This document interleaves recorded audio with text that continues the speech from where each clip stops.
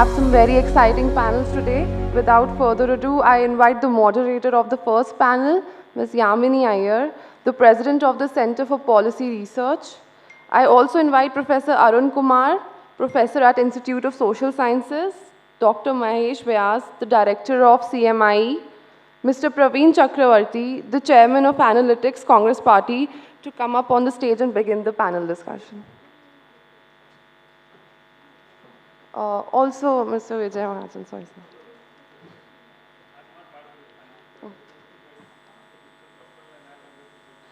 sir. May I please request Mr. Vijay Mahajan and Mr. Gurdeep Sapal to deliver the welcome remarks.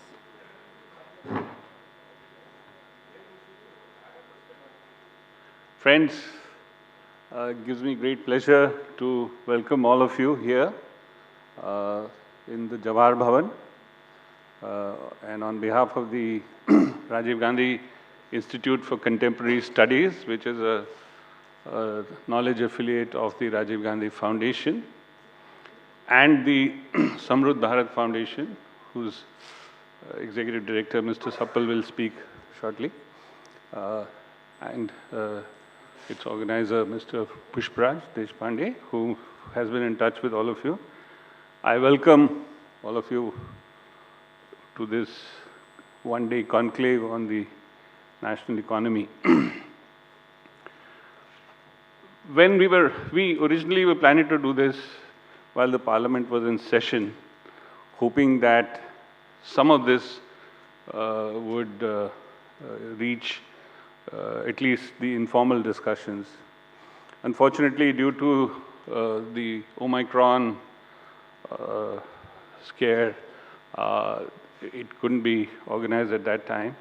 We did, of course, in twos and threes, meet various parliamentarians, Professor Santosh Mehrotra, Professor Arun Kumar, myself, Pushpraj. We went to the Parliament more than once to talk about the two issues which are serious.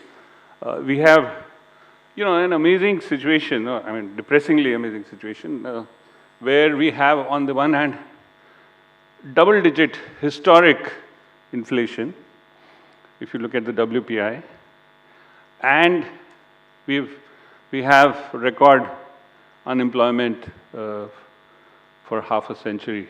50 years ago was the recorded numbers were such, and who knows whether those numbers are indeed as reliable, particularly given the persistent informality of Indian agriculture, of the Indian economy. So in light of this, we decided to still go ahead with this conclave. More than once in the last 6 weeks, as a co-organizer on behalf of the 4 or 5 of us who were helping organize this, we were confronted by friendly people कि भाई ये सब क्यों कर रहे हो? कोई सुनने वाला है तुम्हारा? And I have two answers to that. One is that riyaz to karna padega. If we are practitioners of economic analysis for, making better public decisions, then it's our dharma to keep practicing that. And thanks to the fact that most of what we do is published electronically, we actually do not have to worry about whether there were 50, 60, 70 people in Jawahar Bhavan, because variants of this will go up in the digital media, and you'd be surprised at some of the numbers that get logged on some of those things that are put out. And I'm not talking about the Facebook type of numbers. Those always run in millions. On 14th November last year, by the way, the Rajiv Gandhi Facebook page, Rajiv Gandhi Foundation Facebook page, which had just 6 or 7 photographs of Nehruji, very lovely ones. We got 2.7 crore hits, 27 million hits. So, ये बात नहीं कि कोई सुनता नहीं है. लेकिन does that convert into action? Does that convert into bawal? Does that convert into policy, or at least responsive policy? That's a political economy question that, we can also talk about. But today the focus is on trying to understand the crisis. But the second reason why we should continue to do these things is because by chance, if there's a regime change, and I know you'll all be laughing, कि क्या बोल रहे हैं, but if by chance, who knows? We need to be prepared with solutions. Because these problems are not going to be solved just because Mr. X is no more the Prime Minister or Party Y is no more in power. The structural crisis that is there confronting us in the Indian economy will require the best of brains and the best of institutional experience that this nation has to provide to be able to overcome it, irrespective of what the political regime is. So we should not, therefore, just go home and relax, because abhi mahol theek nahi hai. So with these two apologies for organizing this event, I welcome all of you and request Mr. Sapal to just come and say his words of welcome, and then we'll start. Thank you very much.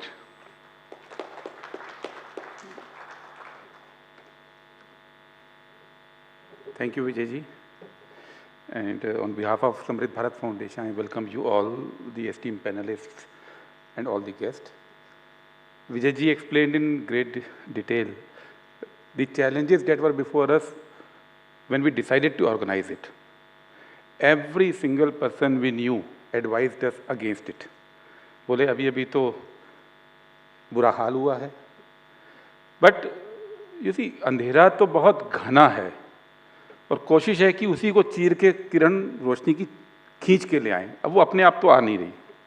And that is why this time we decided that we will not do the normal political mobilization, because that just gives an illusion. उस illusion से बाहर आने की हमको भी ज़रूरत है, क्योंकि वो हम इस बार हमने क्या किया कि केवल emails भेजे, as you all would have got, and WhatsApp messages, and we decided कि let us see who want to now come forward and let us get together.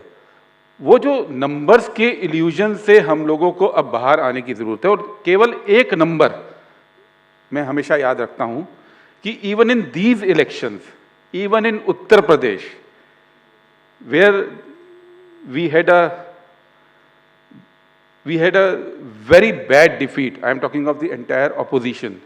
एक सच सामने है कि out of the total population, even if you minus the minorities, for each person believing in the other ideology, there's one person who believes in our ideology. ये सच आज भी जिंदा है, क्योंकि 40% 20% माइनस किए 40% वहाँ 40% यहाँ लगभग होता है. How do we now start afresh? और ये जो कॉन्क्लेव है केवल उसकी कोशिश है कि पहली कोशिश तो करें.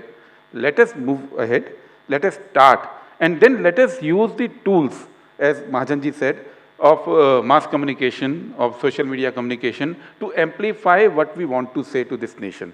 And with that, I would request the panelists and to start the sessions, please. Thank you.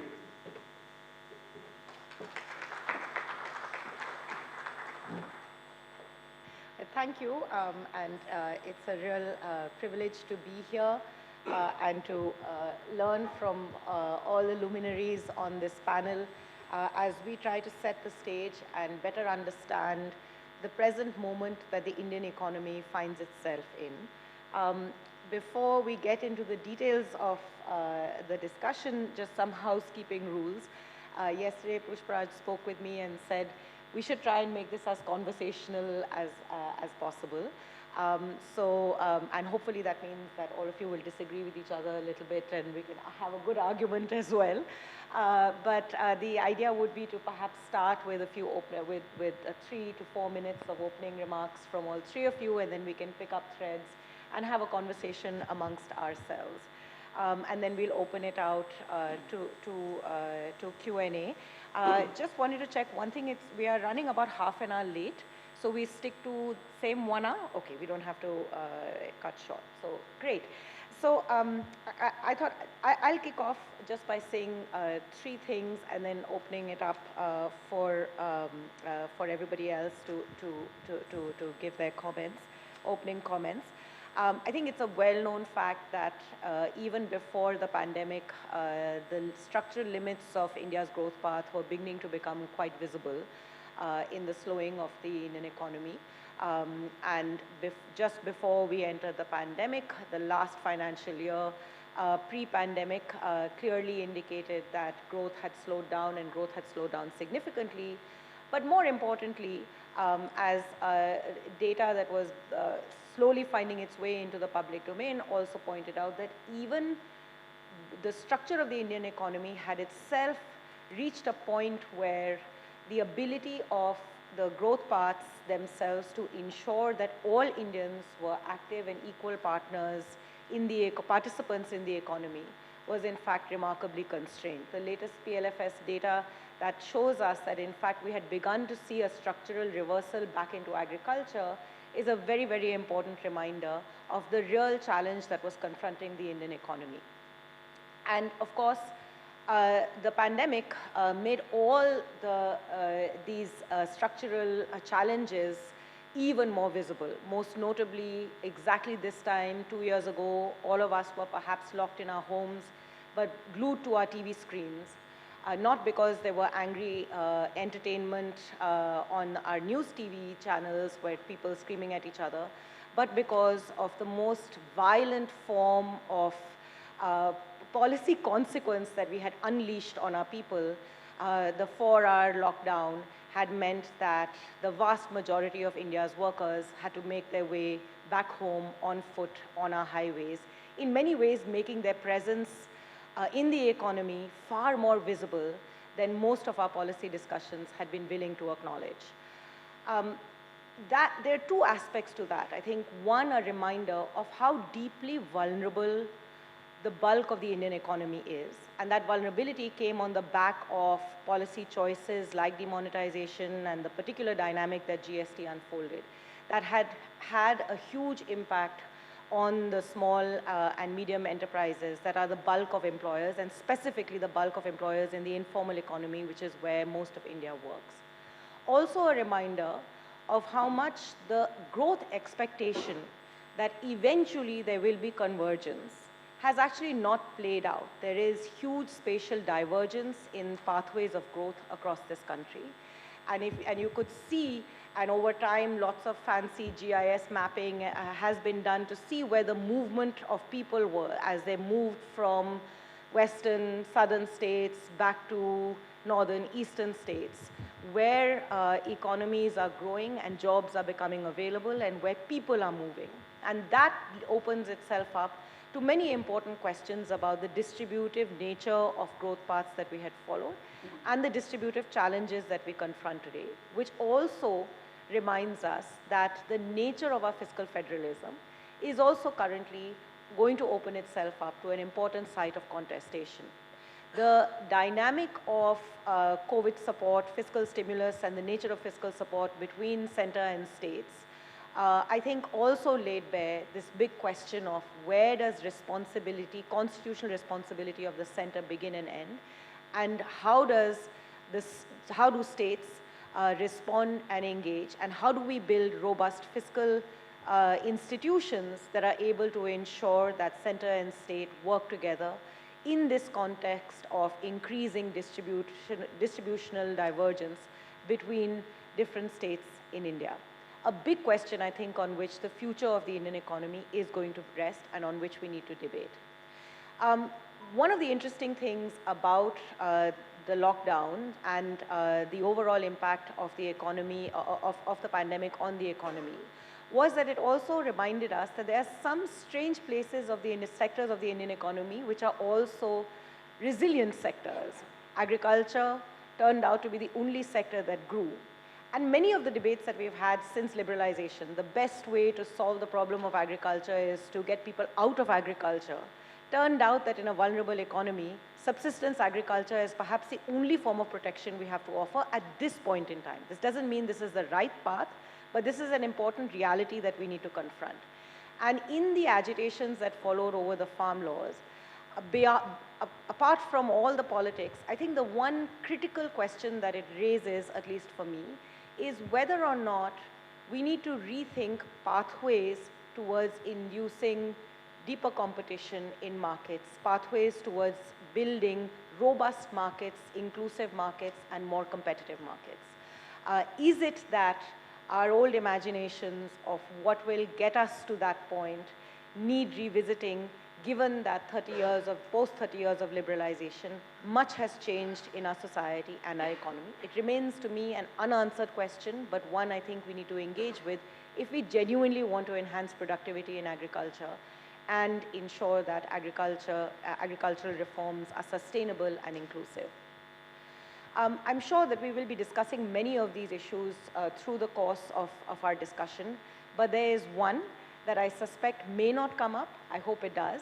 And therefore, I'm just going to plant it before I open it up to my fellow panelists, which is that, again, before we entered the pandemic, we know from USSR data that about 50% of children in Standard 5 could barely read a Standard 2 text. There was a big question about the extent to which our education system was being able to respond to the needs of our society and provide a strong education to our children. 2 years of school closures have mostly been ignored by most of our policy discussions and most of our politics.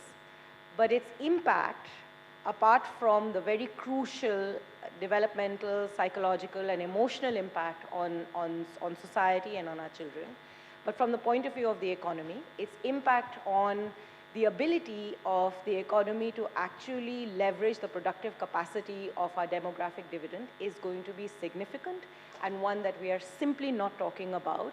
The costs of the pandemic are going to pay out 10 years, 15 years hence, when this entire generation of children who have lost 2 long years of schooling, with, I must add, absolutely no plan for what's going to happen to them starting this week when they start the new academic year, to be able to bridge the gaps and build the emotional, psychological, and developmental gaps and resilience to ensure that they are equal and effective contributors to society is something that we need to pay attention to urgently and crucially, because no economy can grow if we do not invest in the human capital of that economy, and more specifically, educating our young. My colleague Jishnu Das and his co-authors had done a study on the impact of 14 weeks of school closure in Pakistan in 2005 after the earthquake. And they traced the schooling lives and economic lives of these students as they grew from being students to young adults, and found that even 14 weeks of school closure led to a potential 15% loss of lifetime earnings. Now just think what 2 years of school closures are likely to do to the bulk of India. So with that, let me open up the conversation. If I could request you to start, to kick us off. Thank you. Thank you to the organizers for inviting me. So what I've been arguing is that the unorganized sector in India has been invisibilized, both in data and in policy. And that's why we face these structural problems that Yamini was mentioning. And also, it reflects on the social, political, and the economic spheres. So we need to look at these things. Now, as we know, recently the price survey said that 60% at the bottom have lost income. Those who are poorer have lost more incomes, the top 20% have gained incomes. You know, that's a clear indication of the kind of disparities that are growing.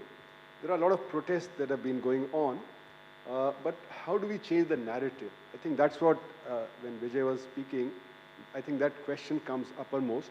How do we change the narrative in terms of what is going on and what is it that the economists are saying? And there I feel that at this point there are two things that need to be looked for the future in addition to what we are doing currently. One is this pandemic is leading us to a new normal.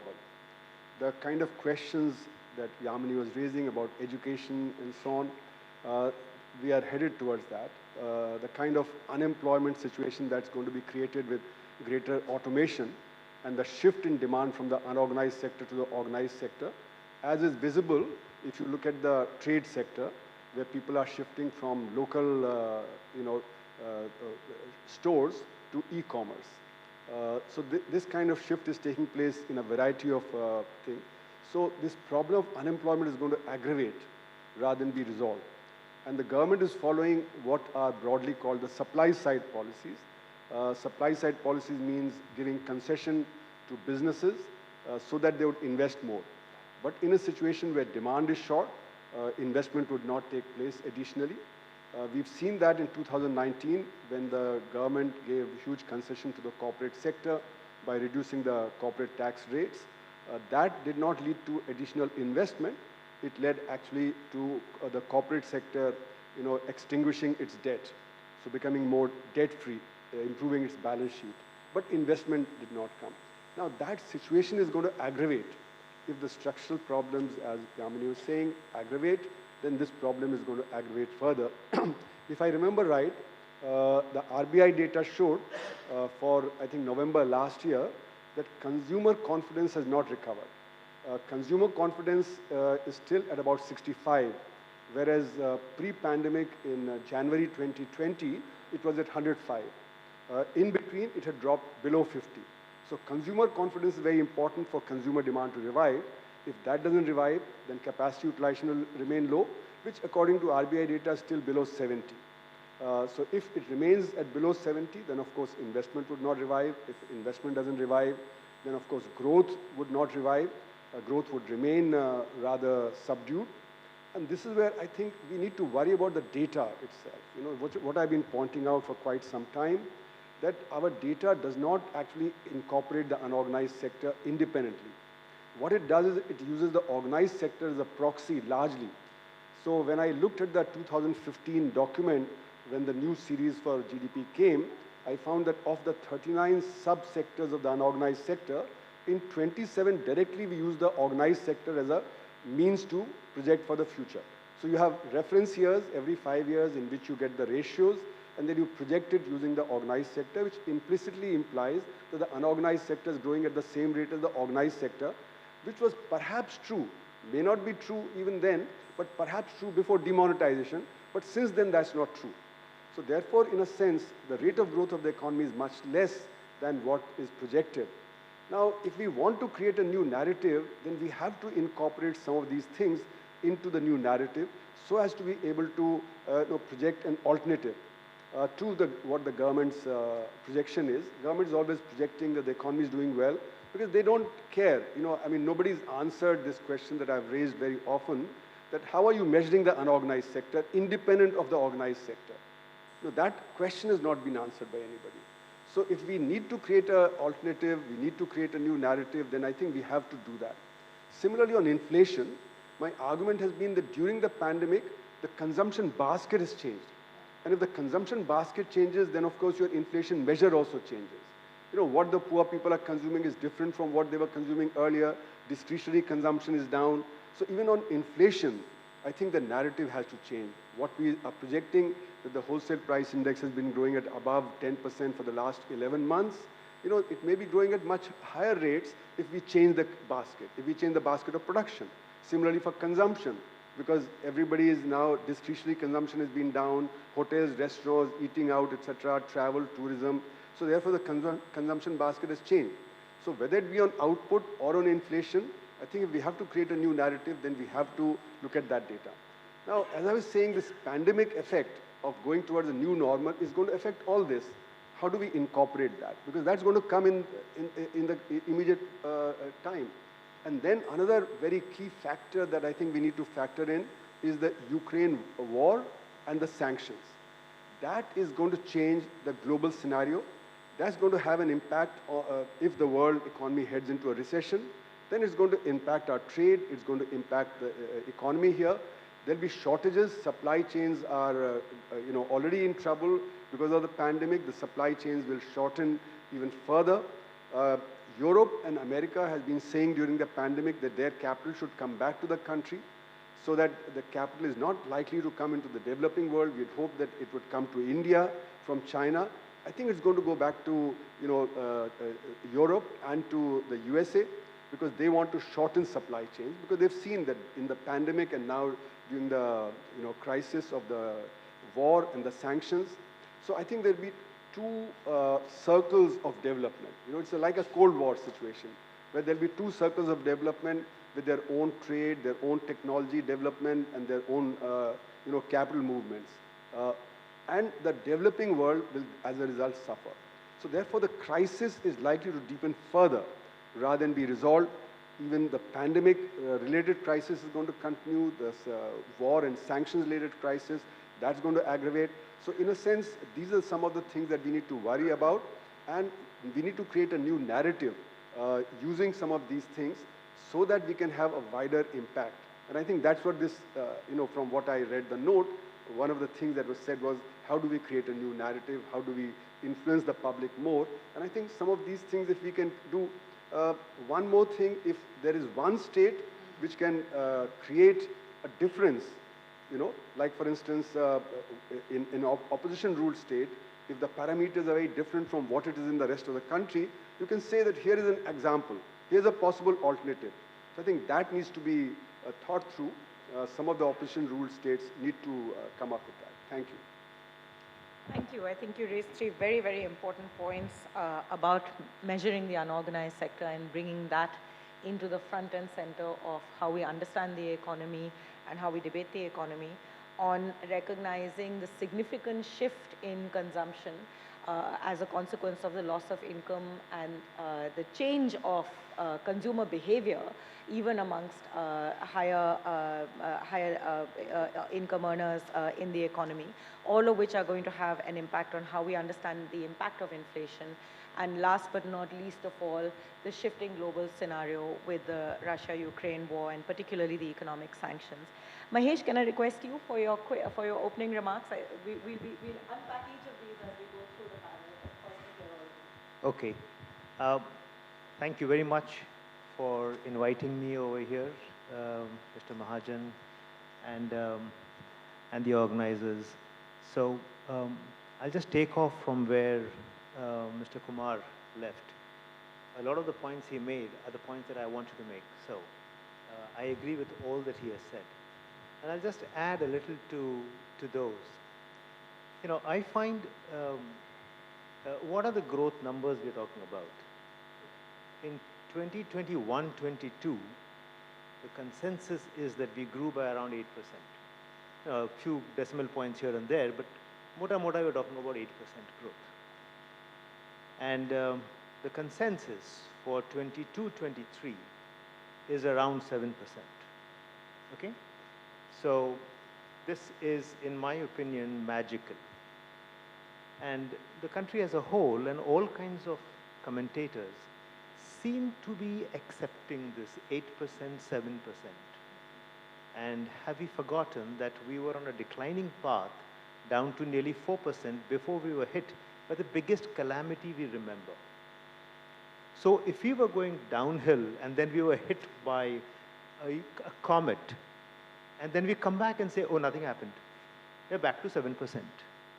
And the 8% we're talking about in this year is the recovery from the hit we took, so low base effect, as we all call it. Okay, the low base effect is over. And are we back to 7%? So, CMI collects a lot of data, and we look at a lot of data, and so data apart, the story just doesn't fall into place. It's logically just very difficult to accept that we were hit by the biggest calamity that we could think of. And even then, we are growing at a rate better than we were before the calamity hit us. That's magical. So, the first thing I want everyone to pause and think, is this really credible? Is this really true? I find it difficult to believe, honestly speaking. And CMI will also put out the number, 7% growth will happen next year. So because we are all in the consensus building or consensus, falling into the consensus bracket kind of thing. But I really don't fully believe it, excepting for saying that this is magical.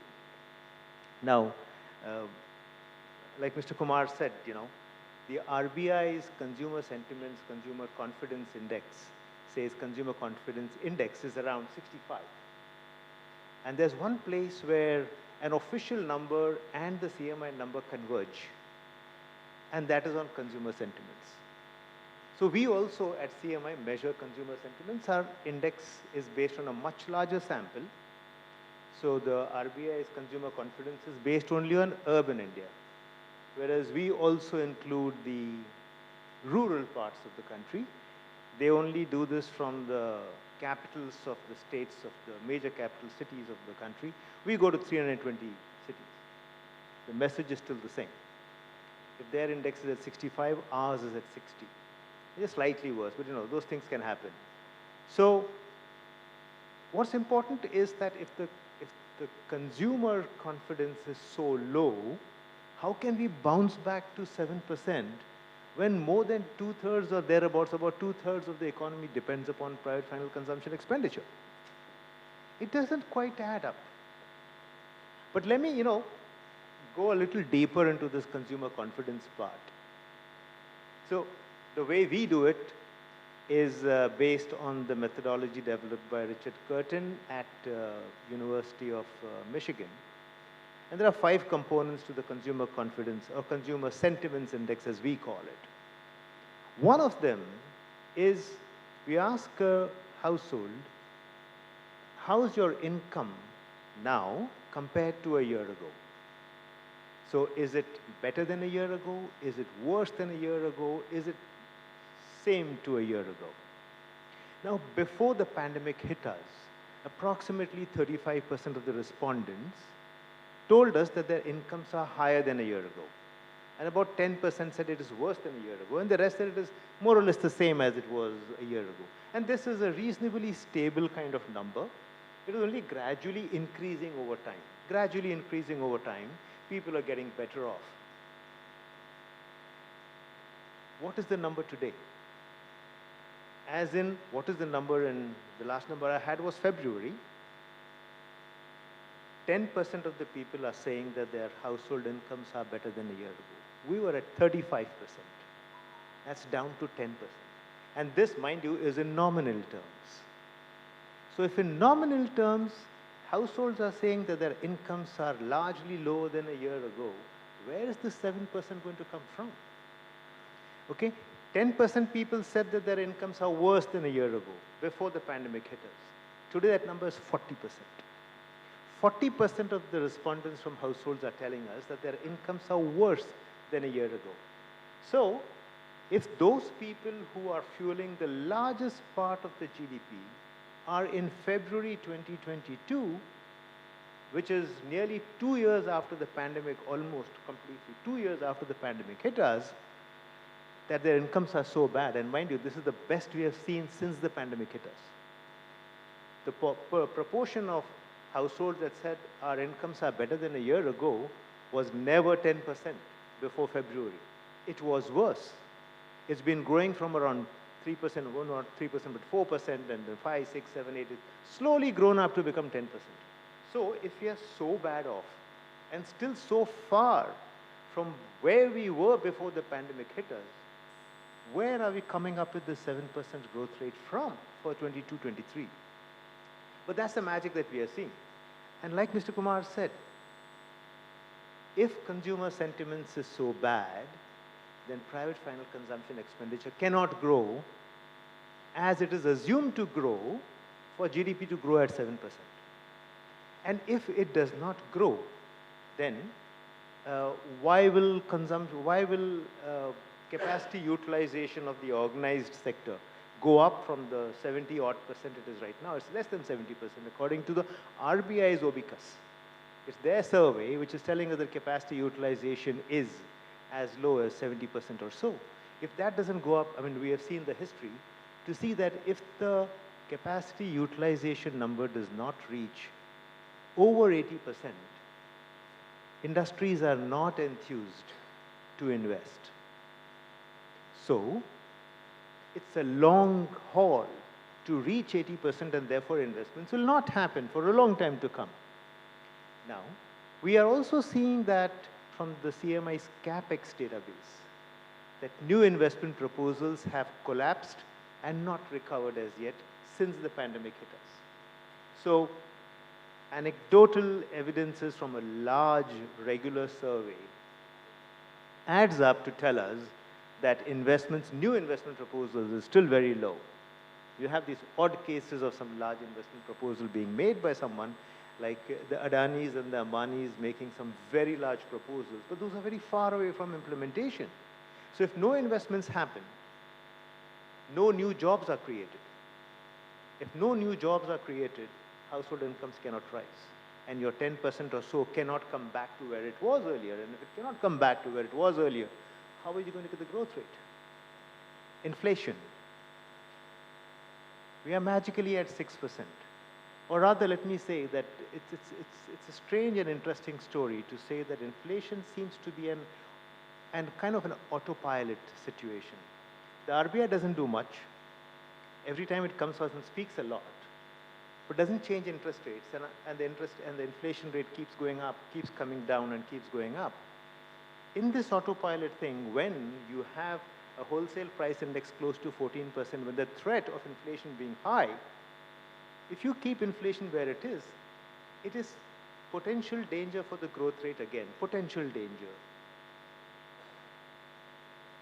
But what is also important to note is RBI's own survey again says that inflation expectations are high and stickily so. They're sticky and much higher. They've always been high. So we never got inflation expectations, according to the RBI survey, come down.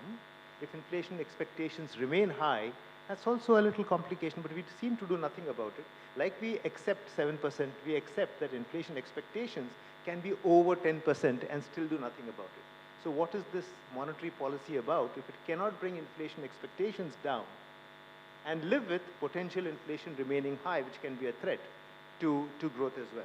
So all this brings me to my pet subject, which I write often upon, but Santosh and others will speak a lot more about it later, is that there are no jobs.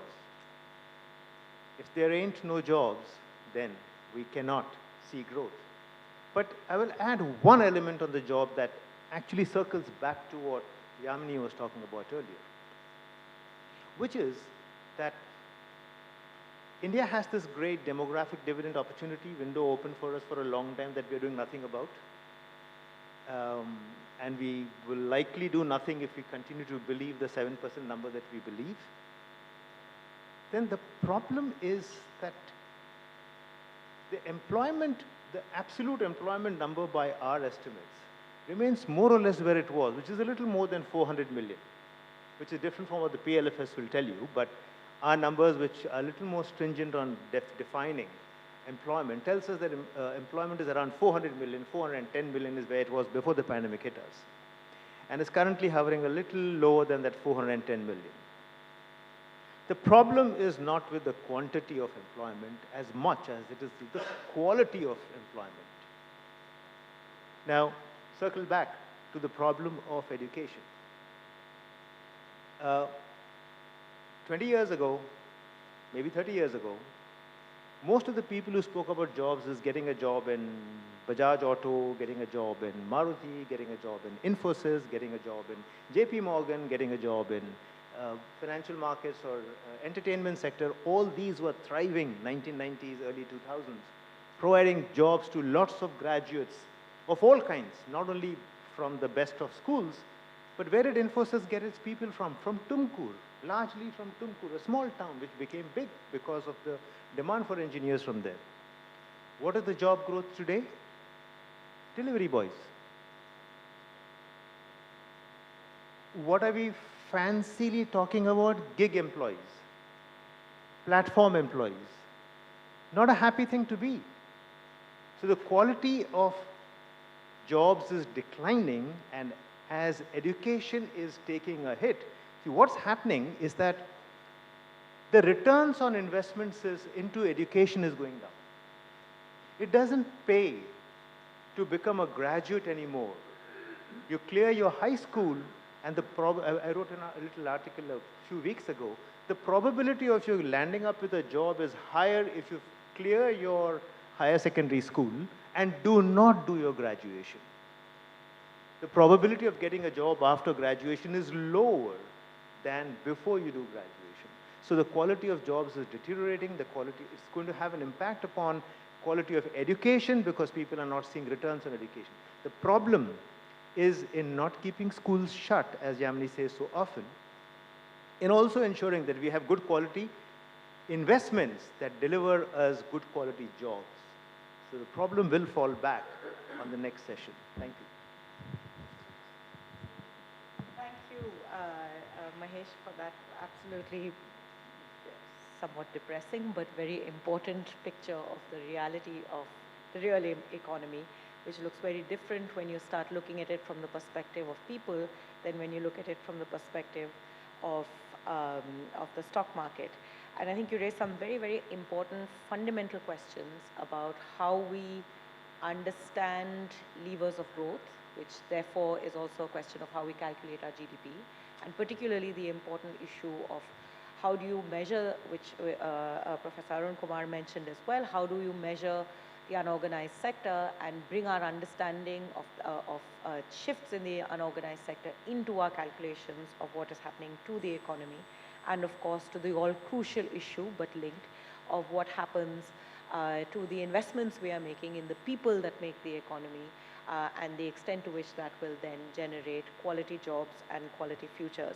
Another important point that I just wanted to quickly add in here, which is just a sort of addition to what you pointed out, which is I was looking this morning at the HSBC study of small firms using RBI data and what impact the pandemic had, and it really sort of highlights the extent to which the structural inequality in the economy is also being reflected in the structural inequality of the quote-unquote economic recovery post the pandemic. Large firms did significantly better than smaller firms is the headline, but just two quick points. Firms with less than 50 million and from 100 to 150 million paid up capital experienced a change in share of sales between minus 0.2% and minus 0.4%, while firms with more than 100 million paid up capital experienced positive change in share. Small firms of less than 50 million paid up capital experienced a negative change in operating profits to sales up to minus 0.5 percentage points, whereas large firms with greater than 250 million paid up capital had a positive change between 1 to 1.5 percentage points. The important thing to remember is the bulk of India is not employed by the large firms, but the smaller firms who have taken the bigger hit and are struggling to recover as a consequence of the pandemic and potentially the consequence of the economic choices we've made through the pandemic. Praveen, to you for your remarks.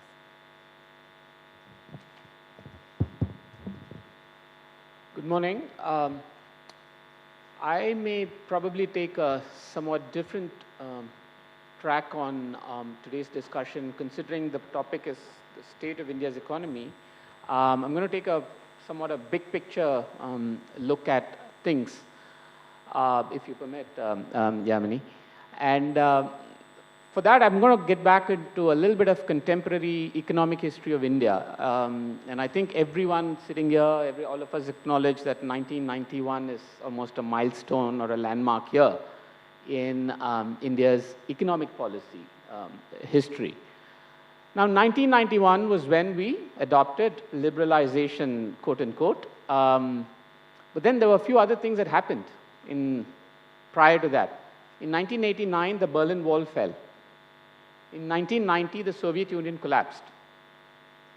or the beginning of the collapse of the Soviet Union. I think Gorbachev left in December 91. But now, the provocative question is, could India have done all of that in 1991 had these events not happened? And I've discussed this particular aspect with some of the key protagonists of the 1991 event. And this obviously some differing views, but almost everyone acknowledges that this was absolutely critical. Nobody could stand up and say with confidence that had these things not happened, India could have embarked on the 1991 policy. Now, this is important. The reason I bring this up is, in my view, what we're going through now with Russia-Ukraine is somewhat as significant as the 89 to 91 events, which means that certainly will have an impact on global economic order and hence, consequently, how we respond to it. What is happening today, in my view, in terms of the Russia-Ukraine conflict is, I don't see this merely as a geopolitical conflict between two countries over some territory and land. I think it's a fundamental reshaping of world order, not in terms of labels such as liberalism or autocracies versus democracies or any of that, but the global economic order. And I'll give you some simple example. Actually, today's Financial Times news. Germany is dependent on Russia for gas. People don't have heating in Germany. It's still cold there. And Russia is saying, we'll supply you gas, but you have to pay us in rubles, not in dollars. I mean, that one comment actually has a significant impact on how the economy will, or the world economic order will change. It's very similar for us. So I want to place a lot of my comments in that context, because if we acknowledge that 1991 was somewhat in the context of the demise of the Soviet Union, we must also acknowledge that perhaps the revival of the two blocks of powers in the world will have an impact on how we take our economy, or how we think about economic policy. Now, managing India's economy with oil greater than global oil, crude oil greater than 100 is entirely different from managing India's economy when oil is less than 100. From 2014 to 2022, oil was less than 100.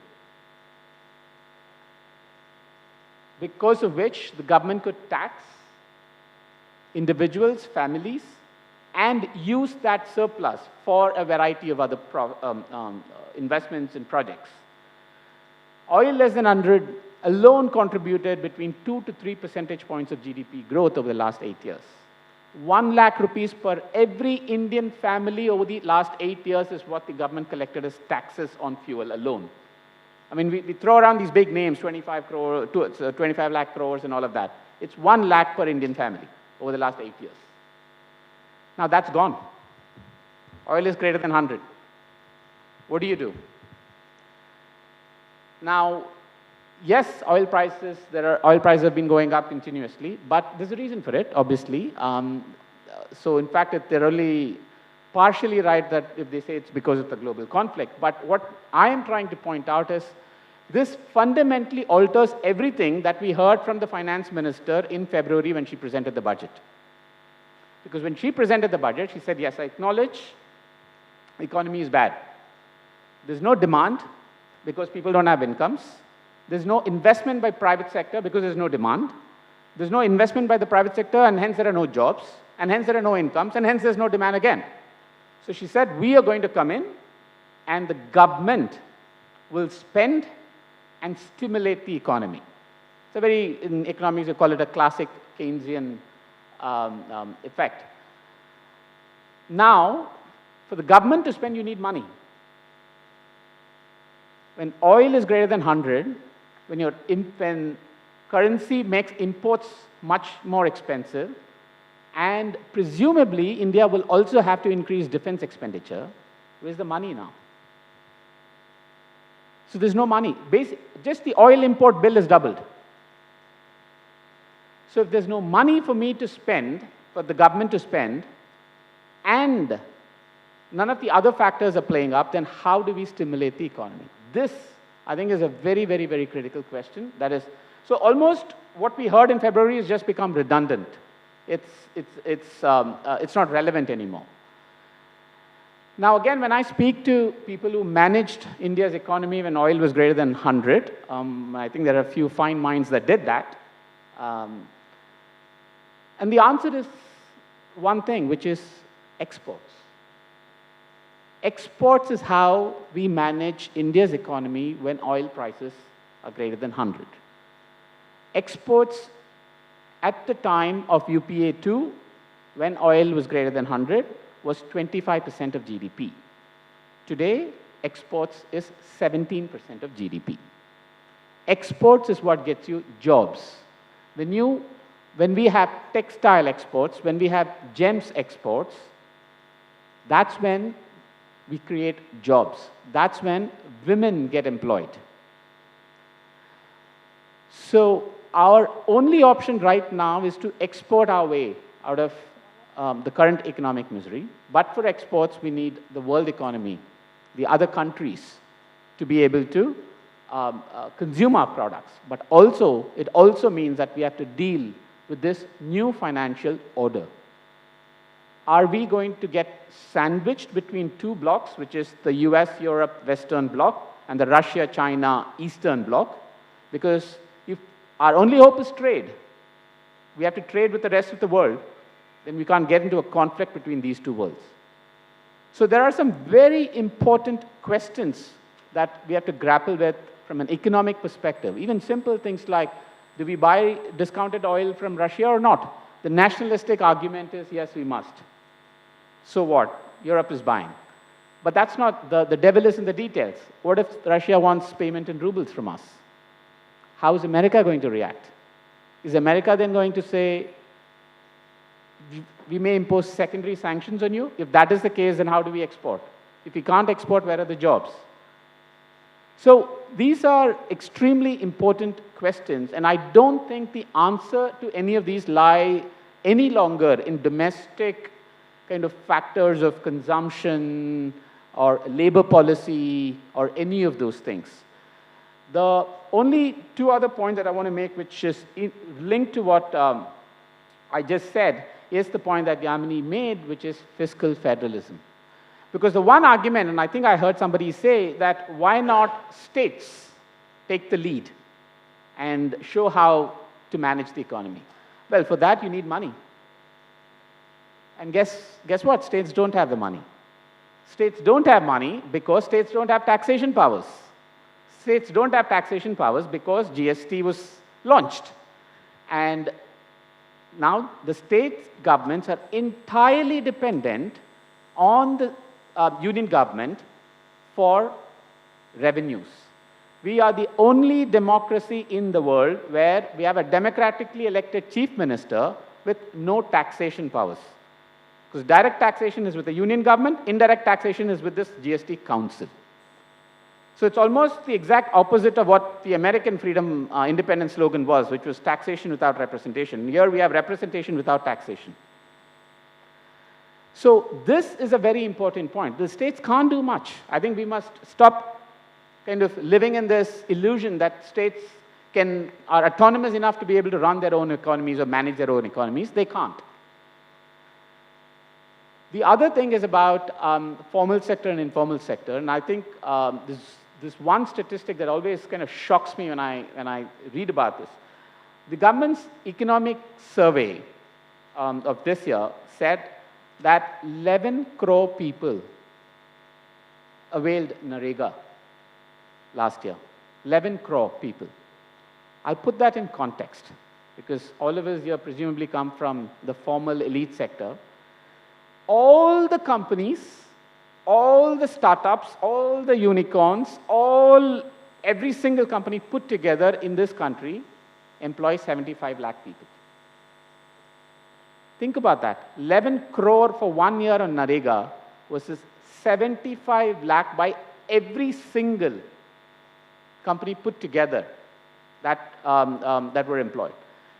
I think this whole idea that we can stimulate the economy through some trickle-down economics of what Professor Arun Kumar said, supply side, which is tax cuts to corporates, through private investment, through any of this, is just a drop in the ocean of India's labor market.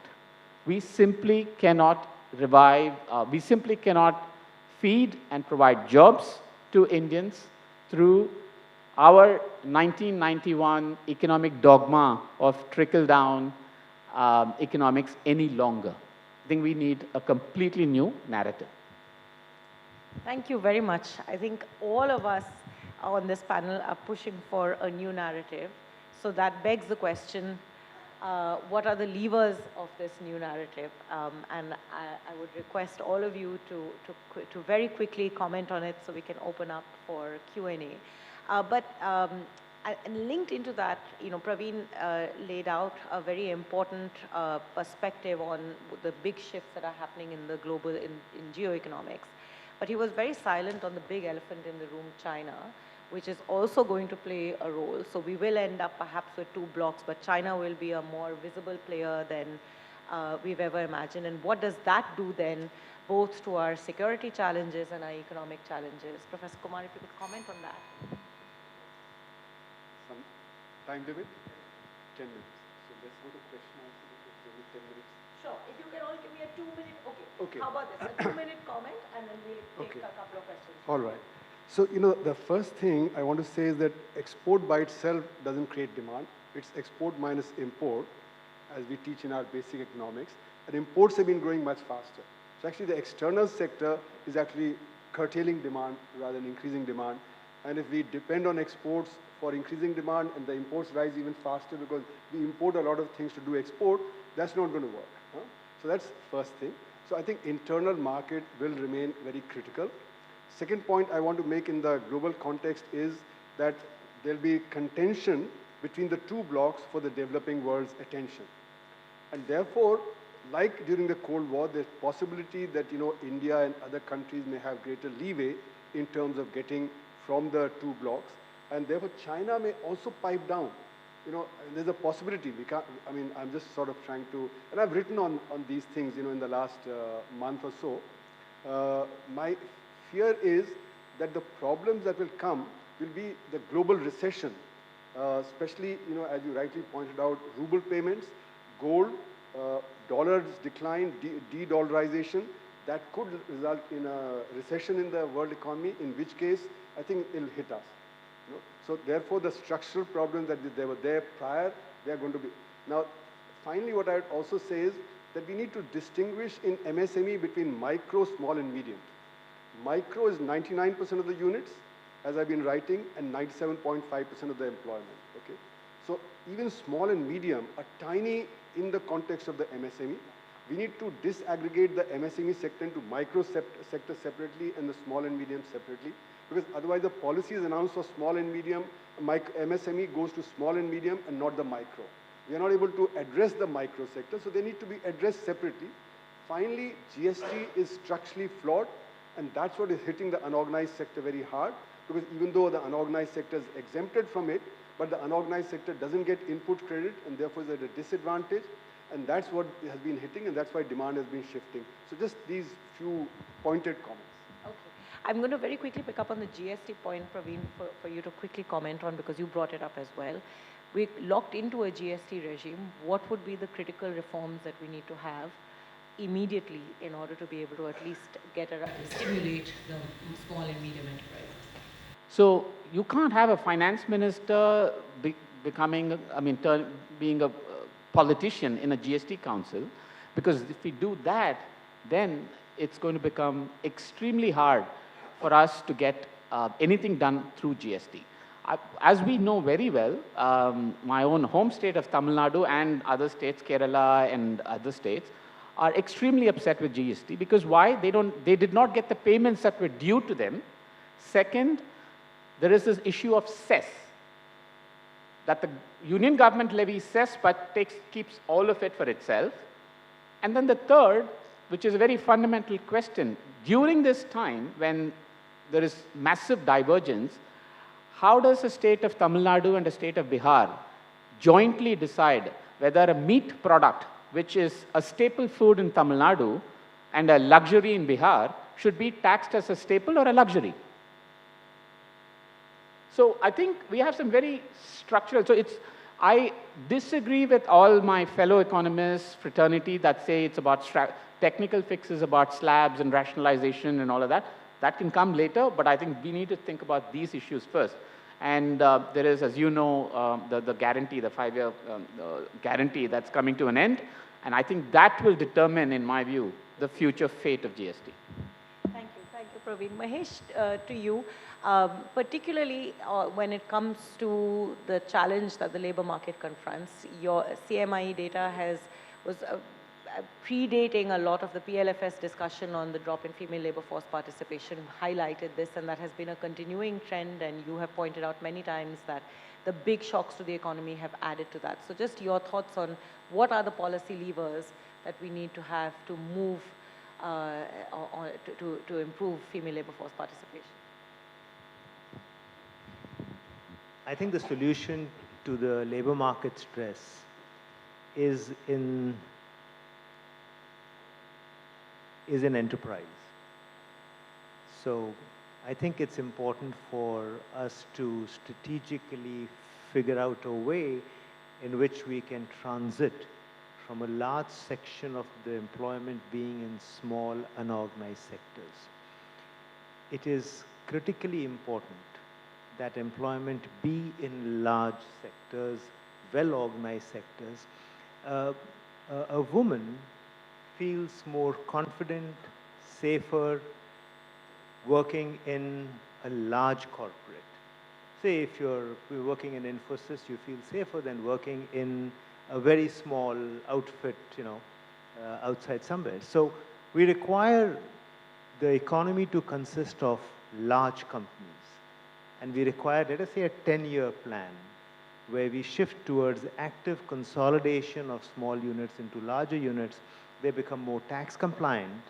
They become more answerable towards quality, towards environmental issues, towards labor issues as well. Only when the company is large. So why do people want government jobs? Because government jobs are safer jobs. Because government jobs, your wages are ensured, so on and so forth. So the small little thing I'll say, how do you improve female labor force participation? They are educated. We are producing more graduate women than we are producing graduate men. So education is not the issue. The issue is you don't get jobs close to you which are safe and which are from companies you can trust. So make the country consisting of large enterprises and not small and micro enterprises. We are very close to time, but if we can take 2 quick questions from the audience, and then I'll give everybody a last round of last comments to respond. 2 from this side and 2 from that side. And if I can beg the organizers for just 5 more minutes, and we'll wrap up. Please. Go ahead.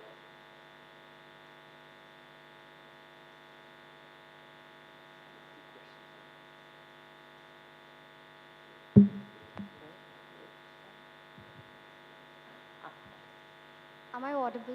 Yes. Yeah, my question is to Arun sir.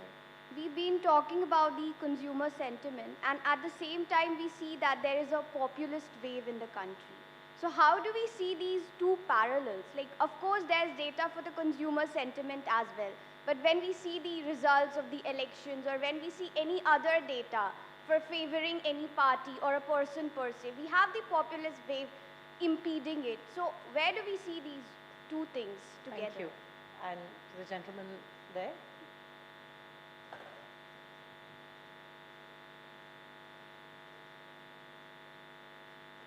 Thank you so much. I'm Abhishek Saxena. My quick question is, we are talking about reduction in the labor force participation, and there are 40 crores jobs that are happening in the Indian market. As per my assessment, I think the job participation or the labor force participation is not that a bigger issue, and we've seen the outcome of that turning into election results or an outrage in terms of in terms of not getting jobs, not happening anywhere in India.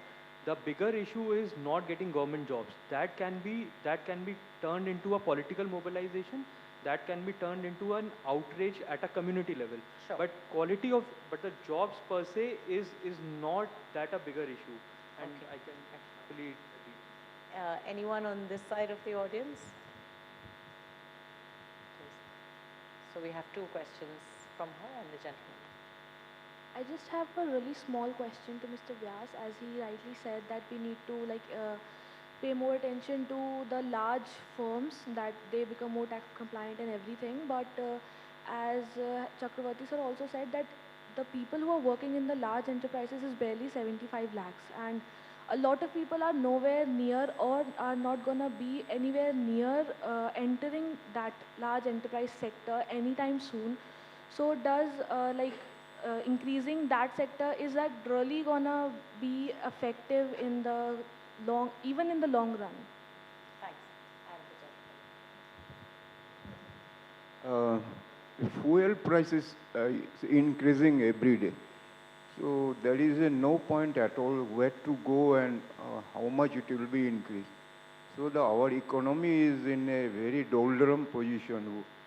When and how the country will survive if the fuel prices is increasing? Maybe we can start with you and then take everyone's last comments and So the first question I'll address is the one you mentioned about large firms and what Praveen said about companies employing very few people. It's the same thing. That's the big challenge. The pressure on government jobs will be there because private sector is not providing adequate jobs. Private sector as in large firms. We saw a massive change in this from 91, 92. That's when large companies became big employers of people. So the solution is in that. It will take time. But if you move in that direction, it's not impossible to do. Your question about labor force participation rate not being the problem, but the problem being in government jobs, is actually slightly misplaced. The problem is not in government jobs. The problem is in good jobs. You come to Bombay, and that's from where I hail, and nobody wants a government job there. Nobody. They want jobs in Infosys. They want jobs in JP Morgan. They want jobs in large firms, private firms where they have growth potential. People who don't have many opportunities look for government jobs. So we require lots and lots of private sector jobs to solve the problem of labor force participation. Global labor force participation rate is 60%. We are at 26% according to PLFS, very low according to us. So it's pretty low, you know. So. Okay, politics can always trump economics. We saw that at the time of demonetization. People who went out to the field said that people said they were hurt badly, but the rich were also put in the queue. Their wealth is gone, So whatever is happening on the economic, and I think that's where we began. Why is it that the economic situation, which is so bad, is leading to the kind of results that you see in the elections? So I think we need to focus on how to change the narrative. And that's what I think I was trying to address, that we need to do certain things to change the narrative. And even then, it will not just be an economic narrative. So that's the problem that we see with us. So consumer data, CMI or government or RBI, they're all saying the consumer sentiment is down. But if you give free, what Labharti is, now popular term, that seems to have an immediate impact. People are not willing to see what you'll do in the long run. So you may promise anything. People don't believe it, that you're going to actually necessarily deliver. So today, what have I got? That has become very important.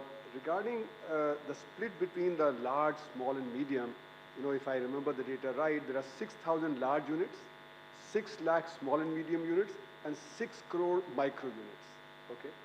So when you want to shift employment, it'll take a lot. And the large units are very automated, very little, elasticity of employment of those firms. So it'll take quite a while. In the meanwhile, you have to worry about what to do about the micro sector.